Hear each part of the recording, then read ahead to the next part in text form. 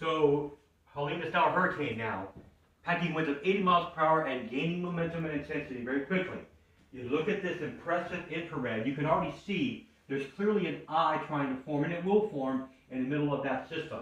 And when it does, it's going to expand the wind field of 600 miles right now from left to right of tropical storm force winds. Can you believe that?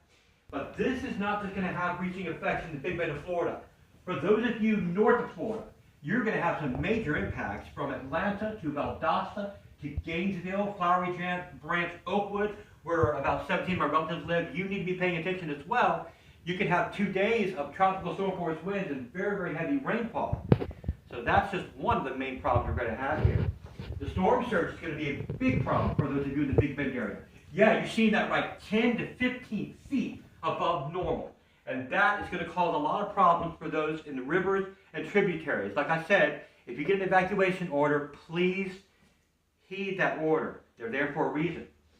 All right? It's very important that you do that. Okay, so another thing that we're looking at now is just how impressive this thing's supposed to get.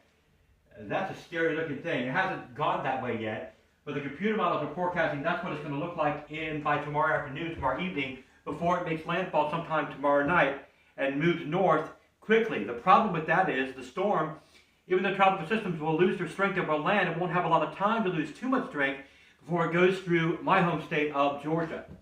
The winds are going to be a really big factor for those of you in the Big Bend of Florida. From Apalachicola to north of Ocala and Tampa, you can have sustained winds of 100 miles per hour with much higher gusts to 120. Tampa, you can have sustained hurricane force winds to gusts to 98 to 100 miles per hour.